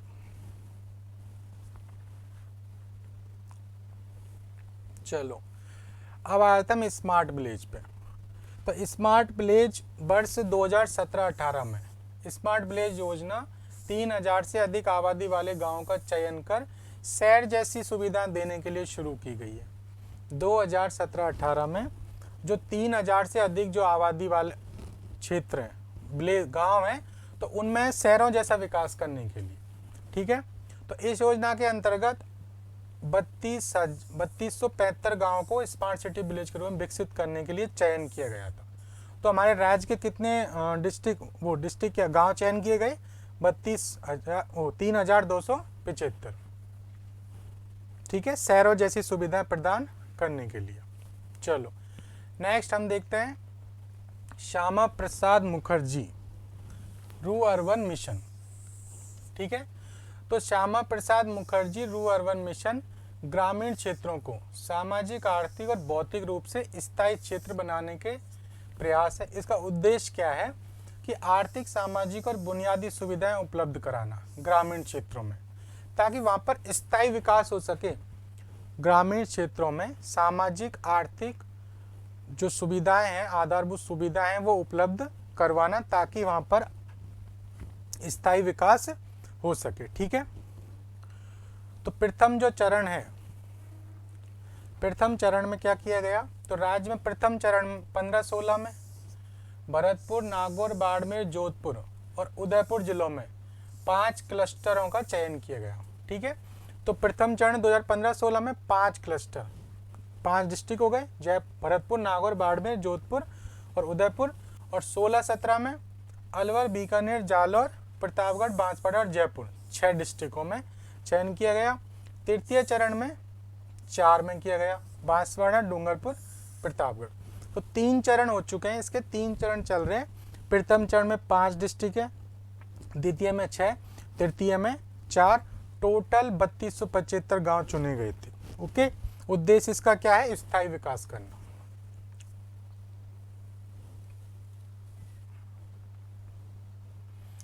नेक्स्ट पे हम आ जाते हैं पंचम राज्य वित्त आयोग। जो हमारा 5वां राज्य वित्त आयोग था, उसकी अवधि थी 15 से 20। ठीक है, पंचम राज्य वित्त आयोग की कब थी, 15 से 20। ठीक है, और ये क्या करता है, ये जो वित्त है, वित्त का बांटता है स्थानीय निकायों में। ठीक है, तो ये राज्य संस्थाओं और नगरीय स्थानीय निकायों के मध्य 75.10 और 24.9 के अनुपात में वर्ष 2011 की तुलना में ये जो वित्त बांटता है, जो भी हमारा इसको जो वित्त आता है, तो 75.10 है वो तो पंचायती राज संस्थाओं के पास जाता है, और नगरीय स्थानीय निकाय में कितना आता है, 24.90। ठीक है, तो ये रेशो याद रख लेना कि 75.10 तो किसके हिस्से में आता है, पंचायती राज संस्थाओं के। ठीक है, और 24.90 किसके आता है, स्थानीय निकायों के।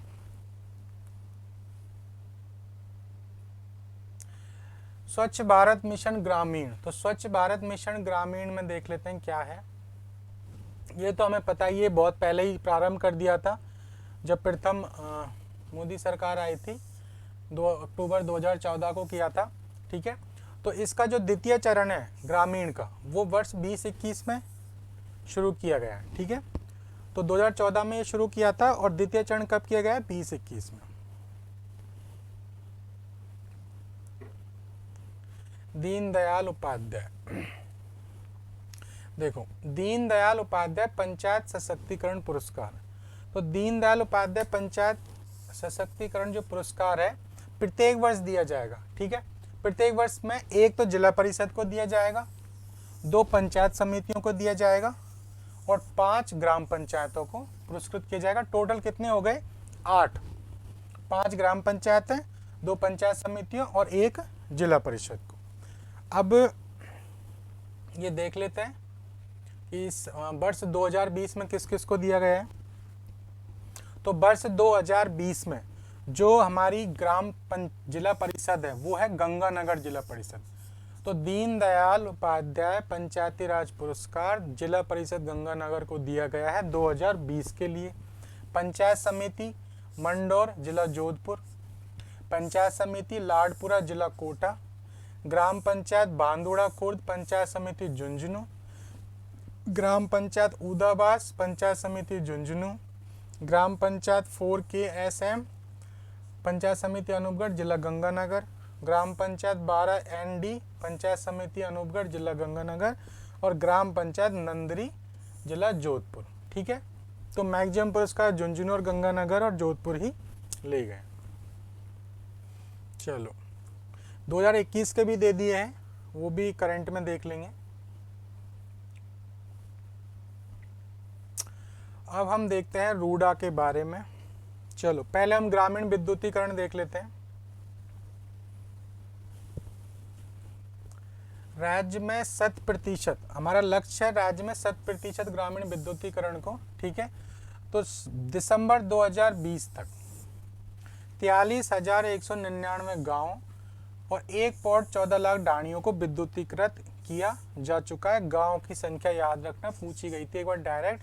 43,199 गांव इनमें विद्युतीकृत किया जा चुका है, और 1.14 लाख ढाणियों में, और 93.88 लाख ग्रामीण परिवारों को विद्युत कनेक्शन दिए जा चुके हैं। तो गांव की संख्या 43,199 याद रखना। उसके बाद रूडा क्या है वो देख लेते हैं। रूडा जो है ग्रामीण क्षेत्र में रूडा ग्रामीण गैर कृषि विकास अधिकरण है। ठीक है, ग्रामीण गैर विकास अधिकरण रूडा, इसकी स्थापना 95 में की गई थी स्वतंत्र अभिकरण के रूप में, और ये गैर कृषि क्षेत्र को बढ़ाने के लिए की गई थी स्वतंत्र एजेंसी के रूप में। तो रूडा की जो स्थापना 1995 में की गई थी गैर कृषि क्षेत्र को बढ़ावा देने के लिए। ठीक है, और ये 3 क्षेत्रों में 3 उप क्षेत्र हैं रूडा के। कौन कौन से हैं 3 उप क्षेत्र? चमड़ा, ऊन एवं वस्त्र और लघु खनिज। ये 3 क्षेत्रों के अंतर्गत, ये गैर कृषि क्षेत्रों के अंतर्गत इनको बढ़ावा देता है, इनसे संबंधित उद्योगों को, इनसे संबंधित हस्तकला को, जो भी है। तो चमड़ा, ऊन एवं वस्त्र, लघु खनिज। ठीक है, तो रूडा प्रमुख रूप से 3 उप क्षेत्रों के अंतर्गत अपनी गतिविधियां संचालित करता है। तो ये हमारा हो गए 3 टॉपिक। ठीक है, ग्रामीण विकास और पंचायती राज के जो भी हमने जिस भी जगह से क्वेश्चन बन सकते थे वो हमने सारे देख लिए हैं। ठीक है, हमारा अगला टॉपिक है औद्योगिक विकास, महत्वपूर्ण टॉपिक है। चलो, तो सबसे पहले वही हमारा सकल राज्य मूल्यवर्धन देख लेते हैं। राज्य के सकल राज्य मूल्यवर्धन में उद्योग क्षेत्र का क्षेत्रीय योगदान 2021 में कितना रहा है? 24.80%। ठीक है, और प्रचलित कीमतों पर GSBMN विनिर्माण और खनन क्षेत्र का रहा है कितना? 9.31 और 4.15। तो टोटल पहले तो ये बात समझो कि 2021 में प्रचलित कीमतों पर जो उद्योग क्षेत्र का सकल राज्य मूल्यवर्धन रहा है वो कितना रहा है? 24.80।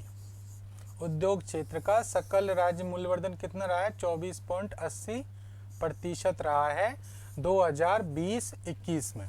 ठीक है, प्रचलित कीमतों पर। और उसमें से भी खनन का और विनिर्माण का कितना रहा है? तो उसमें विनिर्माण का रहा है 9.31% और खनन का रहा है 4.15%।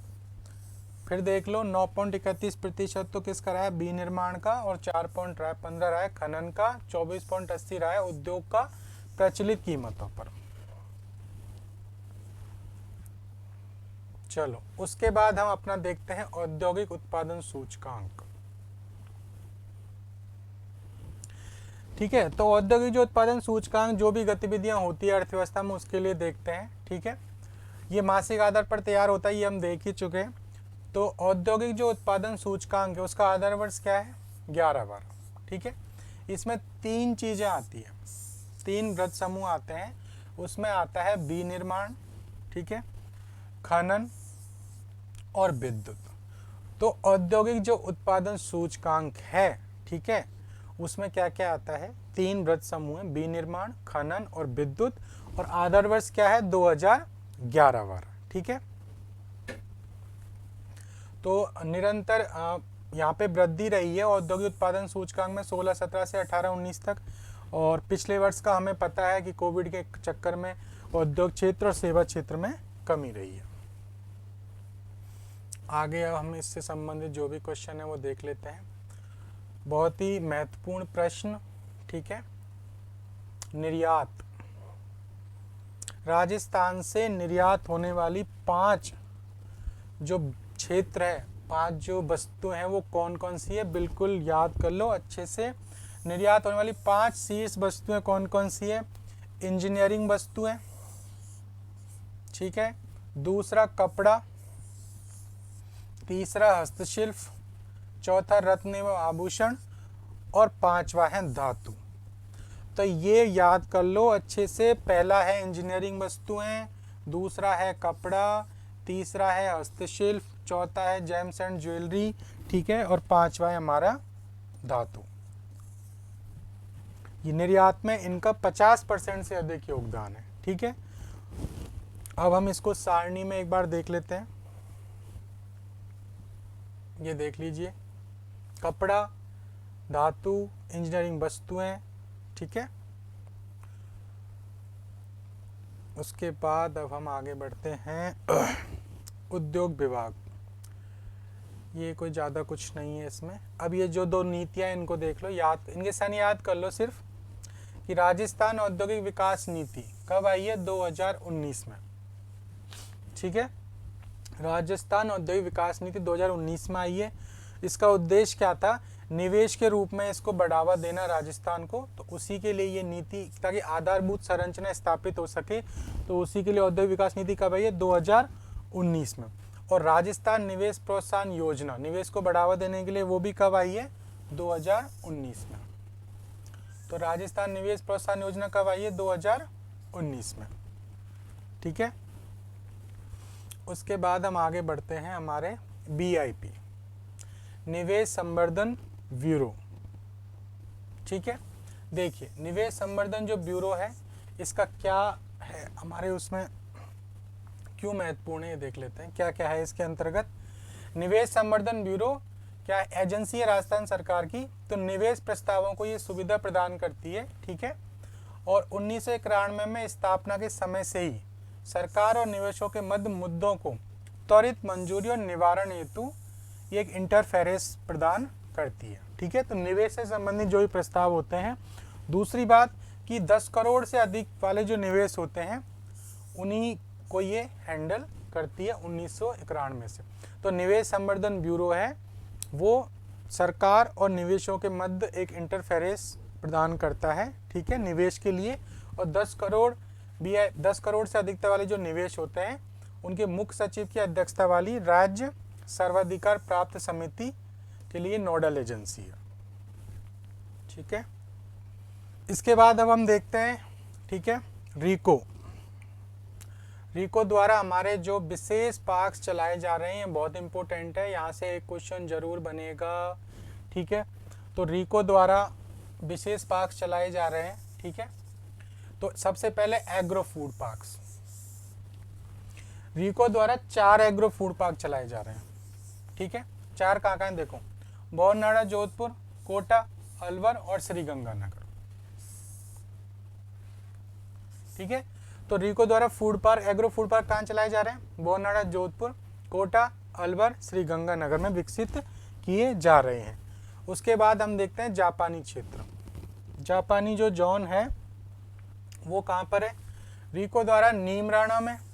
ठीक है, अलवर में जापानी क्षेत्र स्थापित किया जा चुका है। यहाँ पर बहुत सारी बहुराष्ट्रीय कंपनियां हैं। और दूसरा जो जापानी क्षेत्र है वो है ग्लोट में।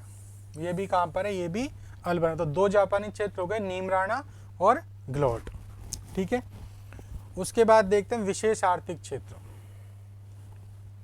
तो रीको द्वारा 2 विशेष आर्थिक क्षेत्र चलाए जा रहे हैं।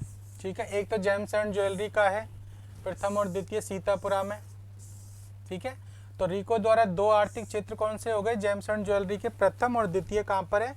सीतापुरा में। ठीक है, और महिंद्रा ग्रुप ने रीको के साथ मिलकर महिंद्रा वर्ल्ड सिटी के नाम से आर्थिक क्षेत्र की स्थापना करी है।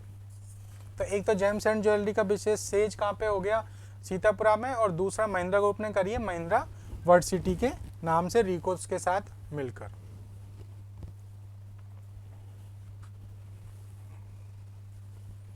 राजस्थान लघु उद्योग निगम लिमिटेड। देखिए राजस्थान लघु उद्योग निगम लिमिटेड का उद्देश्य क्या है?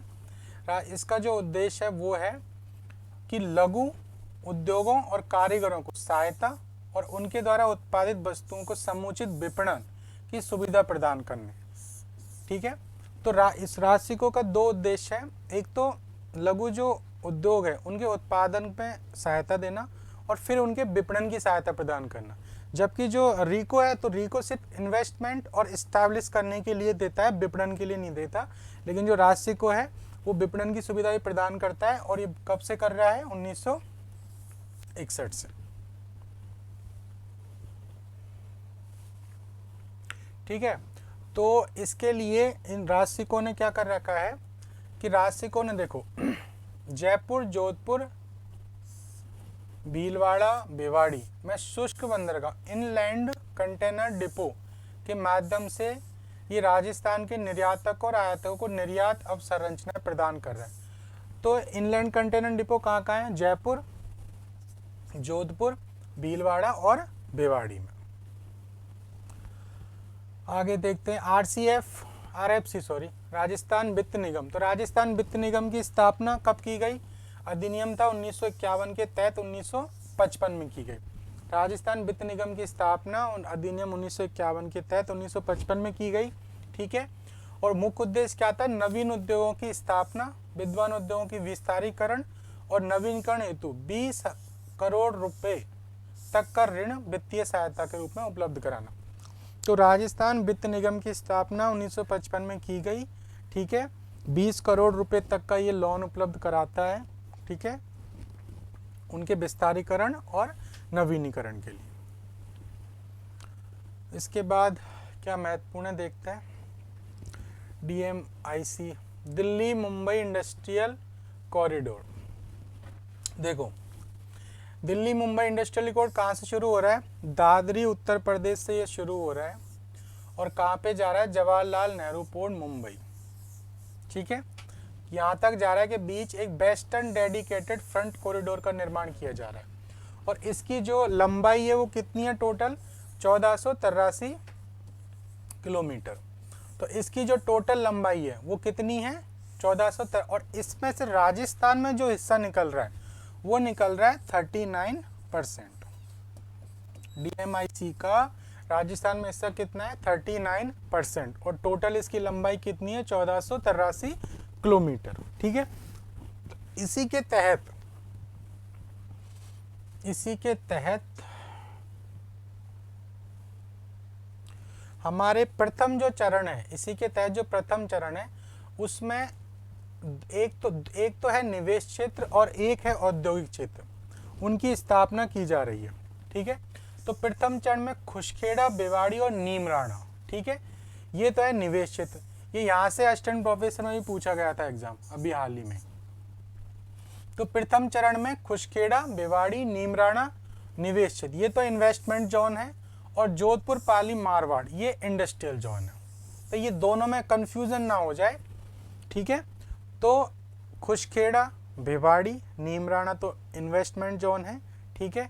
और जोधपुर, पाली, मारवाड़ जो है वो क्या है? इंडस्ट्रियल जोन है। ये चीज इसमें ध्यान रखना। उसके बाद हम देखते हैं हमारा महत्वपूर्ण बिंदु क्या है। अब आते हैं हमारे खनन क्षेत्र पर। इसके इम्पोर्टेंट डाटा है जो भी है हम देख लेते हैं क्या क्या है, ठीक है। तो देखो, राजस्थान में 81 प्रकार के खनिज पाए जाते हैं। पहली बात, कितने मिलते हैं? 81। किसी भी बुक में कितना भी अच्छा डाटा दे रखा हो, अंतर होता है सरकारी डाटा में और हमारी जो टेक्स्ट बुक्स आती है एग्जाम में, लेकिन जो वैधानिक डाटा है वो यही है आर्थिक समीक्षा का, ठीक है। तो 81 प्रकार के खनिज पाए जाते हैं। उनमें से 57 खनिजों का हम क्या कर रहे हैं? अभी खनन कर रहे हैं। क्लियर? ये तो हो गया दो डाटा। उसके बाद देखो, राजस्थान में सीसा और जस्ता, सेलेनाइट, वोलेस्टोनाइट का एकमात्र उत्पादक राज्य। राजस्थान सीसा, जस्ता, सेलेनाइट और वोलेस्टोनाइट का एकमात्र उत्पादक राज्य। किस किस का? सीसा, जस्ता, सेलेनाइट और वोलेस्टोनाइट का एकमात्र उत्पादक राज्य। यही मिलता है सिर्फ और सिर्फ। सीसा, जस्ता, सेलेनाइट और वोलेस्टोनाइट का एकमात्र उत्पादक राज्य। चांदी, कैल्साइट और जिप्सम का लगभग पूरा उत्पादन, मतलब 95% से ज़्यादा उत्पादन राजस्थान में ही होता है। किसका? चांदी, कैल्साइट और जिप्सम। देखो फिर सुन लो, सीसा, जस्ता, सेलेनाइट और वोलेस्टोनाइट का एकमात्र उत्पादक राज्य। चांदी, कैल्साइट और जिप्सम का पूरा उत्पादन राजस्थान में होता है, ठीक है। और राजस्थान देश में वॉल किले, फास्फोराइट, ऑकर, स्टेटाइट, फेल्सपार और फायर किले, इनका प्रमुख रूप से उत्पादक राज्य, ठीक है। राज्य का आयामी और सजावटी पत्थर, संगमरमर, सैंडस्टोन, ग्रेनाइट आदि के उत्पादन में प्रमुख स्थान है। ग्रेनाइट और संगमरमर हमारे यहाँ बहुत मिलता है। और सीमेंट ग्रेड और स्टील ग्रेड का लाइमस्टोन में राज्य अग्रणी है। तो 81 प्रकार के खनिज मिलते हैं, 57 का उत्पादन, 81 प्रकार के खनिज मिलते हैं, 57 का उत्पादन हो रहा है। ठीक है, उसमें से सीसा, जस्ता, कैल्साइट, वोल्स्टोनाइट का एकमात्र उत्पादक राज्य है। और बाकी हमारे सब चीज़ में हम अग्रणी हैं। ठीक है, चांदी, कैल्साइट, जिप्सम वगैरह का 95% से ज़्यादा यही होता है। राजस्थान राज्य खनन, खान और खनिज लिमिटेड की स्थापना 1965 के अधिनियम के तहत 1974 में की गई थी। ध्यान रख लें, कहीं सेंटेंस में आ जाए। चलो, अब आते हैं हम तेल और प्राकृतिक गैस पे। देखो, अमेरिका और चीन के बाद सबसे बड़ा उपभोक्ता है भारत। ठीक है, लेकिन देश में विश्व के लगभग 5% कच्चा तेल खपत होता है। मतलब उपभोक्ता कितना है? तीसरा उपभोक्ता है, 5% करता है। और घरेलू उपभोग का लगभग 16% ही उत्पादित करता है। 84% हम आयात करते हैं। तो भारत वर्ल्ड में तीसरा उपभोक्ता है, लेकिन 16% तेल ही उत्पादन करते हैं। 84% तेल हमें आयात करना पड़ता है। अब देखते हैं हमारे राज्य का योगदान क्या है। राज्य का योगदान हमारा है 22 से 23%। ये सीधा फैक्ट है, सीधा पूछा जा सकता है, इंपॉर्टेंट है, याद कर लो। 22 से 23%, 7 मिलियन मैट्रिक टन प्रति वर्ष। ठीक है, इतना हम उत्पादन करते हैं। तो राज्य का, देश का जो राज्य में मिलता है वो 22 से 23% उत्पादन कर रहे हैं हम। ठीक है, और उसके बाद जो फर्स्ट नंबर पे है बॉम्बे आई है। ठीक है, जो लगभग 40% का योगदान देता है। तो उसके बाद दूसरा नंबर है राजस्थान का। भारत के तेल उत्पादन में राजस्थान का दूसरा नंबर है, 22 से 23% उत्पादन करता है, 7 लाख मीट्रिक टन प्रति वर्ष। ठीक है, अब हम देखते हैं कहाँ कहाँ हमारे 4 स्पेशल क्षेत्र हैं। ठीक है, तो कौन सा क्षेत्र है जो हमारा लगभग 1.5 लाख वर्ग किलोमीटर फैले हुए हैं। तो ये 4 क्षेत्रों में हमारे पास तेल और गैस की उपलब्धता है। तो देखो, सबसे पहले बाड़मेर और सांचौर बेसिन। बाड़मेर और सांचौर बेसिन कहाँ फैला हुआ है? बाड़मेर और जालौर जिलों में, नंबर 1। नंबर 2 हमारा जैसलमेर बेसिन, ये हो गया जैसलमेर जिले में। बीकानेर और नागौर बेसिन, ये है हमारा बीकानेर, नागौर, गंगानगर, हनुमानगढ़ और चूरू जिलों में, 5 डिस्ट्रिक्ट में हो गया ये। तो बीकानेर और नागौर बेसिन कहाँ कहाँ हो गया? बीकानेर, नागौर, गंगानगर, हनुमानगढ़ और चूरू डिस्ट्रिक्ट। ठीक है, उसके बाद है विंध्यन बेसिन, कोटा, बारा, बूंदी, झालावाड़, ये 4 डिस्ट्रिक्ट हो गए। ठीक है, और भीलवाड़ा, चित्तौड़गढ़, ये हो गए 6 डिस्ट्रिक्ट। ठीक है, अभी हमारा जो उत्पादन और जो खनन हो रहा है, ठीक है, वो इन दोनों में ही हो रहा है, स्पेशली 1 में।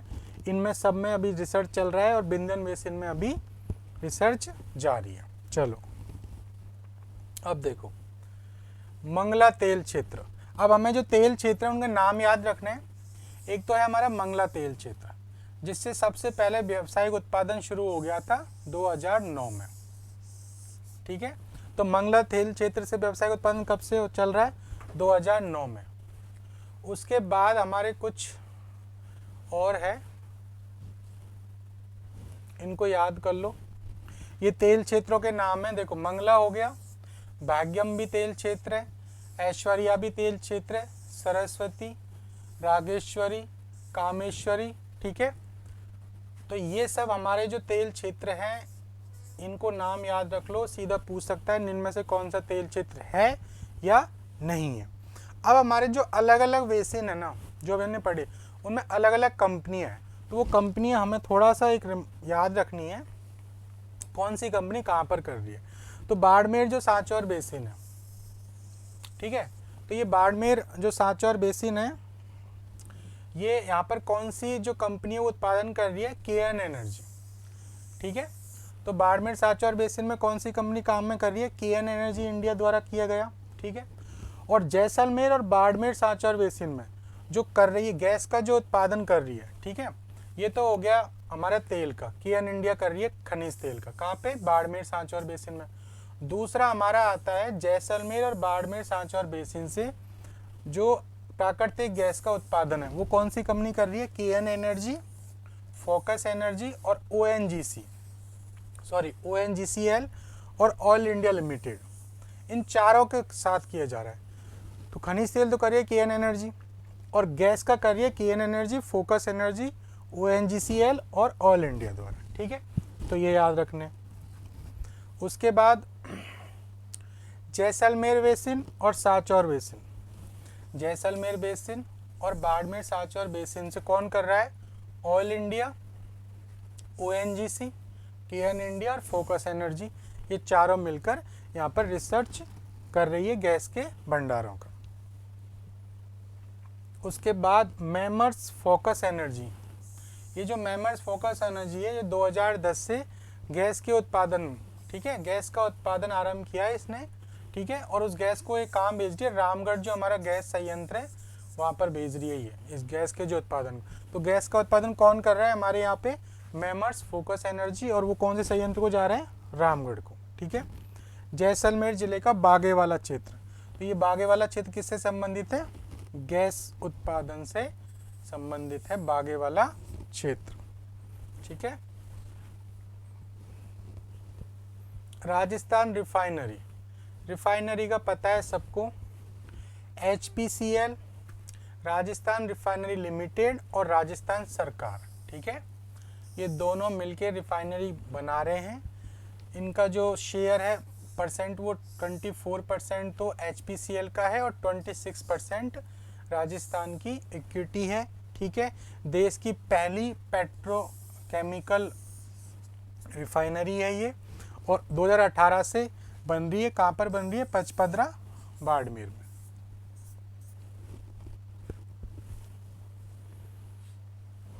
BS6 मानकों के तहत बन रही है ये। उसके बाद अब हम आगे देखते हैं हमारी कुछ योजनाएं वगैरह, ठीक है। चलो आ जाते हैं हम योजनाएं और योजनाओं का उद्देश्य, योजना का नाम और योजना का उद्देश्य और उनका सन। राजस्थान बेरोजगारी भत्ता योजना, ठीक है, ये पहले नाम था, अब इसका नाम है मुख्यमंत्री युवा संबल योजना, युवा संबल योजना। तो इसके तहत 1 फरवरी 19 से पहली बात तो ये शुरू की गई है, तो इसको पहले तो ये याद रखो कब की गई है, 1 फरवरी 2019 युवा संबल योजना, ठीक है। तो इसके तहत 3,000 रुपये तो पुरुषों के लिए और 3500 रुपये महिलाओं और दिव्यांगों के लिए, ठीक है, बेरोजगारी भत्ते के रूप में दिए जाएंगे 2 वर्ष तक या उससे पहले रोजगार पाने तक। तो मुख्यमंत्री युवा संबल योजना 1 फरवरी 2019 से की गई है शुरू।